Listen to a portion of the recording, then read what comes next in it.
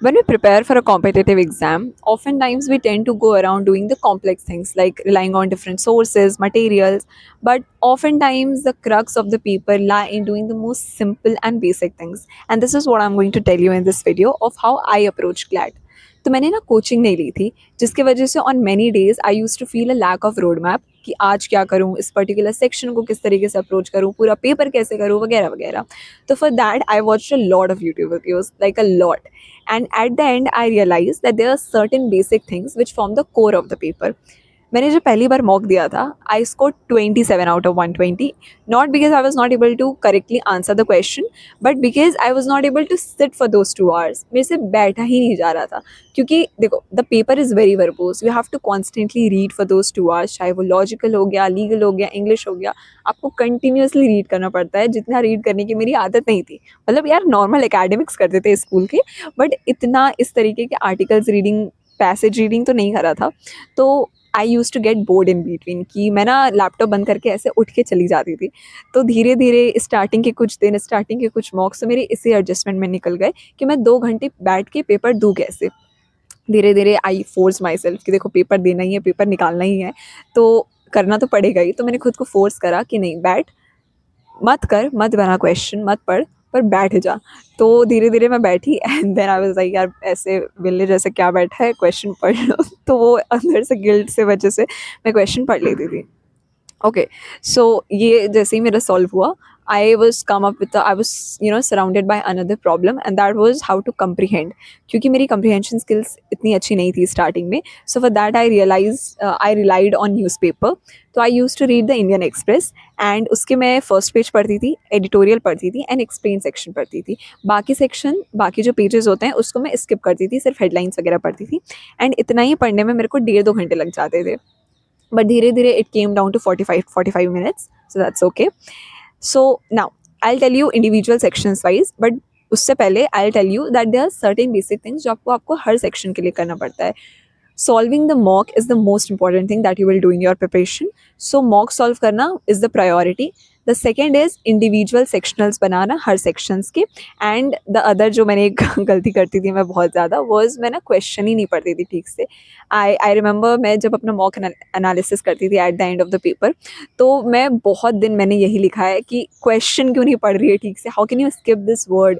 तो you know ये मत करना. You have to read the question properly. You don't have to skip or skim the question. थोड़ा सा अच्छे से पढ़ो question, वरना पूरा गलत हो जाएगा और फिर कोई फ़ायदा नहीं है. तो read the question properly. And yeah, doing the mock analysis, obviously सिर्फ mock देके कुछ नहीं होगा. You have to analyze the mock very properly. So yeah, doing that. Then I'll come to individual sections. So coming to English मेरा favorite section रहा है, like favorite, क्योंकि वो बहुत easy था मेरे लिए. तो English like is like unseen passage जो आप स्कूल में करते आए हो, तो बस थोड़ा सा एडवांस लेवल है. तो उसके लिए I started with clearing the concept. बहुत कम कंसेप्ट होते हैं जो आपको क्लियर करने होते हैं, जैसे कि reading, understanding the tone of the passage. ठीक है, ऑथर किस वे में बात करना चाह रहा है या करना चाह रही है, ये आपको क्लियर करना है. And the other is poetic devices. या so I was aware of very few poetic devices, ठीक है, जिनके बारे में मैंने पहले पढ़ा था. सो मैंने पोइटिक डिवाइसेस को थोड़ा अच्छे से पढ़ा एंड उसको क्लियर करा. Then reading comprehension and speed मेरी न्यूज़पेपर से कवर अप हो ही जा रही थी. तो इंग्लिश सेक्शन मेरा बहुत ही ईजिली इसीलिए कवर हो गया था क्योंकि मैं न्यूज़पेपर साइड बाय साइड पढ़ रही थी. ठीक है. Then when I was reading English, there was certain genre जिसमें मुझे प्रॉब्लम होता था. जैसे कि मेरे लिए पर्टिकुलरली 2 genre था, जैसे कि एक था economics and the other one was literature. मेरे को थोड़ा सा लिटरेचर स्टोरी वगैरह में दिक्कत हो जा रही थी, एंड इकोनॉमिक्स तो भाई बहुत हार्ड था. तो उसके लिए आई वाज लाइक कि यार आ गए तो ऐसा तो नहीं है कि आई कैन स्किप, कि हार्ड लग रहा है तो छोड़ दो, तो वैसा था नहीं. So for that I used to read अलग से इनके आर्टिकल्स. मैं सर्च करती थी इंडिविजुअली इकोनॉमिक्स के आर्टिकल्स या फिर शॉर्ट स्टोरीज में रीड करती थी, जिसके वजह से ये दोनों पर्टिकुलर सेक्शंस भी मेरे सॉल्व हो गए. तो या इंग्लिश में फिर मैंने बहुत सारे सेक्शनल्स बनाए, मैंने मॉक दिया, मॉक एनालिसिस किया, and yeah English I was done with English. ठीक है. And yeah also I will tell you कि जब मैं कोई आर्टिकल पढ़ती थी या न्यूज़पेपर पढ़ती थी, तो न्यूज़पेपर में जैसे मैंने एक आर्टिकल पढ़ लिया, तो at the end of that article मैं क्या करती थी, खुद से पूछती थी कि what is the main theme that the author is talking about, what is the summary of this article, and what is the tone that the author has used in this article. ठीक है. तो इस तरीके से मेरा English का section धीरे धीरे कमांड हो गया. And yeah, I was good with it. The other was legal. Legal के लिए देखो कुछ कुछ बेसिक टॉपिक्स होते हैं जिनसे क्वेश्चन आते हैं, जैसे कि टॉर्ट, कॉन्ट्रैक्ट, ये आपको क्लियर करने पड़ेंगे, ठीक है, ताकि आप जब क्वेश्चंस पढ़ो या पैसेजेस पढ़ो तो आपको अचानक से हार्ड या फॉरेन लैंग्वेज की तरह ना लगे. So you have to clear these basic syllabus. ठीक है, ये बेसिक सिलेबस एक बार क्लियर हो गए तो you have to read also certain legal articles. जैसे कि न्यूज़पेपर में कभी कभार एक्सप्लेन सेक्शन में लीगल आर्टिकल्स आ जाते हैं या एडिटोरियल में आ जाते हैं, वो कर पढ़ो, उसको स्किप मत करो. Read the legal articles, that will help you, you know, कि ईजिली आप उसको कंप्रीहेंड कर पाओ, अचानक से कॉम्प्लेक्स नहीं लगेगा वो. So you have to read the legal articles. बहुत ज़्यादा कॉम्प्लेक्स नहीं कि लाइव लॉ के पढ़ रही हूँ मैं, जैसे कि एक्सटर्नल आर्टिकल पे रिलाई करती थी and that was a website called I block leaders. तो मैं उनसे आर्टिकल्स पढ़ती थी कुछ कुछ, जैसे कि मैंने टॉट वगैरह इंडिविजुअली रीड करा था उसी से. तो उसने मुझे मतलब उस वेबसाइट ने मेरी बहुत हेल्प करी थी. तो दैट आई डिड. बाकी या बाकी लीगल में एक बार कंसेप्ट क्लियर हो गए, बेसिक टॉपिक्स क्लियर हो गए, then same practice a lot. Sectionals दो, मॉक एनालिसिस करो, क्योंकि क्या होता है ना, जैसे कि लीगल में when you solve a question, दो हमारे पास ऐसे चार ऑप्शंस आते हैं, मोस्टली होता है येस नो इस तरीके से आते हैं. एंड एट द एंड जब आपकी धीरे धीरे कमांड बन जाएगी तो आप दो क्वेश्चन ऑप्शन में फंसते हो येस के ही, ठीक है. मतलब येस तो होगा ही, मतलब अगर कोई क्वेश्चन है तो उसका आंसर येस में तो आएगा ही, ठीक है, बट उसकी रीजनिंग डिफरेंट होगी. So for that you have to constantly work on reading, कि आप अपना पैसेज ठीक से पढ़ रहे हो. पैसेज एक बार ठीक से समझ आ गया तो आपका लीगल का सेक्शन बन जाता है, ठीक है. नाउ एक इम्पॉर्टेंट टिप, खुद का ज्ञान नहीं लगाना है लीगल सॉल्व करते वक्त, ठीक है. जो पैसेज में दिया है, जिस टॉपिक की बात करी है, जिस कंसेप्ट में जो भी लिखा हुआ है पैसेज में, बस उसी पर टिके रहना है. अगर टॉट के बारे में आपको पहले से पता है, बस उसको रीडिंग तक ही सीमित रखो, कि हाँ जैसे कि टॉट पढ़ रहे जल्दी जल्दी यू कैन स्किम, कि पता है क्या है, ठीक है, बट एक्सटर्नल ज्ञान नहीं लगाना है कि यार मैंने तो पढ़ा था कि टॉट में तो ऐसा भी होता है. नहीं, जो पैसेज में दिया हुआ है just stick to that and you will be good to go, ठीक है. देन लॉजिकल में भी सर्टेन बेसिक कंसेप्ट होते हैं, premise, conclusion, inference, strengthening, weakening. Logical was my Achilles heel. मेरे को इतनी प्रॉब्लम हुई एंड तक मेरे को प्रॉब्लम हुई है लॉजिकल में, क्योंकि यार नहीं समझ आता था. मैं इतनी कंफ्यूज होती थी ना कि इन्फ्रेंस और अजम्पशन में इतनी कंफ्यूज रहती थी. मैंने इतनी सारी वीडियोस देखी, मैंने जी मैट वगैरह की वीडियोस देखी, क्वेश्चन वगैरह बनाई, बट मेरे को फिर भी नहीं बनता था मेरे से लॉजिकल. बट इसीलिए मैंने लॉजिकल में सबसे ज़्यादा प्रिपरेशन की. मैंने बहुत क्वेश्चन सॉल्व करे लीगल लॉजिकल के, बहुत सेक्शनल्स दिए, क्योंकि इसमें ही मेरे सबसे ज़्यादा नंबर काटते थे अदर देन मैथ्स. तो येस, लॉजिकल में क्लियर द बेसिक कंसेप्ट, अच्छे से वीडियो देख लो, अच्छे से बेसिक कंसेप्ट क्लियर कर लो, उसके बाद क्वेश्चन को आराम से करो, हो जाता है, ठीक है. या that's it for logical. Practice करना पड़ता है, मतलब या बेसिक कंसेप्ट एक बार पता चल गया ना, कि स्ट्रेंथनिंग जैसे कि हम जब करते हैं तो स्ट्रेंथनिंग में what are the points that we try to do, ठीक है, वो एक बार अगर आपको क्लियर है कि स्ट्रेंथनिंग में हम एक्चुअली क्या करते हैं, ऑथर के पॉइंट्स को हमें क्या करना है कि वो स्ट्रेंथनिंग हो जाए, ठीक है, हमें कैसे अप्रोच करना है, वो एक बार हो जाए तो लॉजिकल का सेक्शन भी हो जाता है. देन कमिंग टू जीके के लिए मैं बहुत कंफ्यूज रही हूँ, बहुत ज़्यादा कंफ्यूज, क्योंकि इतने सारे सोर्सेज होते हैं कि समझ ही नहीं आता है कि कहाँ से जीके करें. तो मैं पर्टिकुलरली, वैसे तो मैं मोस्टली लीगल एज के कंपेंडियम्स देखती थी जीके के लिए. उसमें भी कंपेंडियम्स में भी बहुत सारे टॉपिक्स दिए रहते थे, सारे इंपॉर्टेंट नहीं होते थे.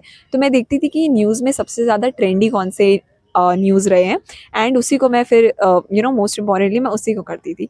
आपको सारे टॉपिक्स नहीं करने होते, यू हैव टू फिल्टर कि what is the most important and what is not so important, ठीक है. जीके में बाकी don't rely on too many sources. Starting में मैं दृष्टि आई करती थी, स्टडी IQ के भी आर्टिकल्स वेबसाइट में जीके देख रही हूँ, करंट अफेयर्स कर रही हूँ. इतना नहीं करना है, एक सोर्सेज पे टिके रहो, क्योंकि इतने जितने ज़्यादा सोर्सेज होंगे उतनी ज़्यादा कन्फ्यूजन होगी एंड उतनी ज़्यादा आप खुद के लिए प्रॉब्लम्स क्रिएट करोगे. तो लिमिटेड सोर्सेज रखो, उसी पे ट्रस्ट करो एंड यस, बाकी कंटिन्यूसली रिवाइज करते रहना है. ये नहीं है कि बस जीके के नोट्स बनाए जा रहे हैं. मैं तो मतलब बहुत करती थी नोट्स बनाने में, मुझे थोड़ा मज़ा आता है, मैं लिखते जाती हूँ तो मैं नोट्स बनाती जाती थी and then I used to remember, oh इसे पढ़ना भी होता है, इसे रिवाइज करना होता है. तो फिर मैं 3 दिन में रिवाइज करती थी मेनली, या हफ्ते में स्टार्टिंग में करती थी, फिर तो रेगुलरली रिवाइज करने लगी. देन कमिंग टू मैथ्स तो थोड़ा सा हमारे लिए हार्ड पॉइंट होता है. सो मैथ्स के लिए भी देयर आर सर्टेन टॉपिक्स जिनसे क्वेश्चन आते हैं, ratio, proportion, percentage, average, and भी बहुत सारे, सर्च इट ठीक है. So there are certain topics जो बहुत कॉमन रहते हैं मैथ्स में भी, जो आपको क्लियर करने होते हैं. Clear them, practise them and you are good to go in maths, ठीक है. You are really good to go in maths. Maths बहुत ईजी सेक्शन होता है अगर बन जाए तो.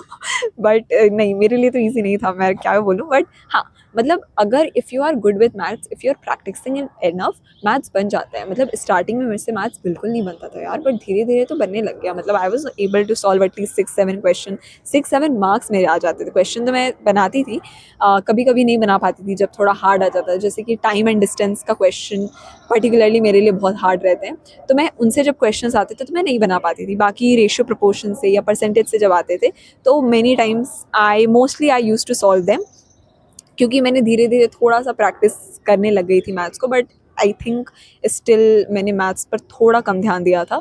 So don't do that. Maths is a very important section, you can not skip it. And maths को नेसेसरली आपको प्रैक्टिस करना है हर दिन. हर दिन, लाइक हर दिन आपको करना है अगर आपकी मैथ्स अच्छी नहीं है तो. So yes, that's it. I think that's pretty much it that I did. And then yeah, also एक पर्टिकुलर वो सेट कर लो कि किस तरीके से आप पेपर सॉल्व करोगे. जैसे कि कौन सा सेक्शन पहले होगा, कौन सा सेक्शन बाद में होगा, कौन सा सेक्शन सबसे लास्ट में होगा. जैसे कि जब मैंने स्टार्ट करा था तो मैं स्टार्टिंग से स्टार्ट करती थी. इंग्लिश करा, जीके करा, लीगल करा, लॉजिकल करा, एंड देन मैथ्स करा. बट धीरे धीरे मेरे को ऐसा रियलाइज़ हुआ कि मैं थोड़े से घंटों के बाद थोड़े टाइम के बाद मैं बोर सी हो जाती हूँ और मेरा फोकस थोड़ा कम होने लगता है. और मुझे लीगल के सेक्शन में सबसे ज़्यादा फोकस देना पड़ता था. तो धीरे धीरे मैंने स्टार्ट करा by doing starting from the legal. मैंने लीगल से स्टार्ट करती थी paper, and then I used to go to GK, then logical, then English, क्योंकि इंग्लिश मेरा ईजी पॉइंट था तो उसको मैंने बाद में रखा था. एंड देन मैथ्स, लास्ट के 10-15 मिनट मैं मैथ्स को देती थी. And I started with legal. ठीक है. So this is what I did basically. This was pretty much my approach. मैंने यही करा बस. मॉक्स बहुत सारे प्रैक्टिस करे.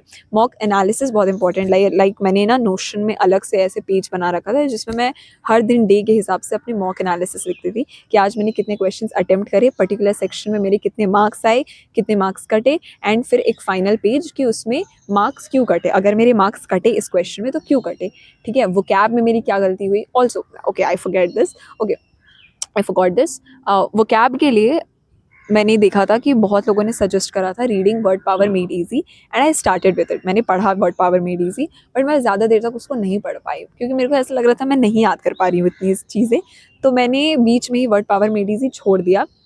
And instead I relied on this कि मैं ना देखती थी कि मैं पैसेज के कंटेक्स्ट से वर्ड का मीनिंग कैसे निकाल सकती हूँ. ठीक है. जैसे कि वर्ड आपके सेंटेंस में यूज़ हो रहा है, उस सेंटेंस का मीनिंग निकालो, उस पैसेज से कनेक्ट करो और फिर देखो कि उस वर्ड का मीनिंग क्या है. ठीक है. तो आपको अगर एक बार पैसेज का कंटेक्स्ट क्लियर है तो वो वर्ड का मीनिंग सेंटेंस के साथ समझ आ जाता है. तो मतलब मेरे भाई के पास वो कैट की एक बुक थी इंग्लिश कम्प्रिहेंशन की, अरुण शर्मा की, तो मैंने उसमें पढ़ा था. तो उसमें 7 स्टेप्स थे टू सॉल्व रीडिंग कम्प्रिहेंशन, और उसमें ये पॉइंट था कि आप वर्ड से वर्ड मीनिंग कैसे निकाल सकते हो from the context of the passage.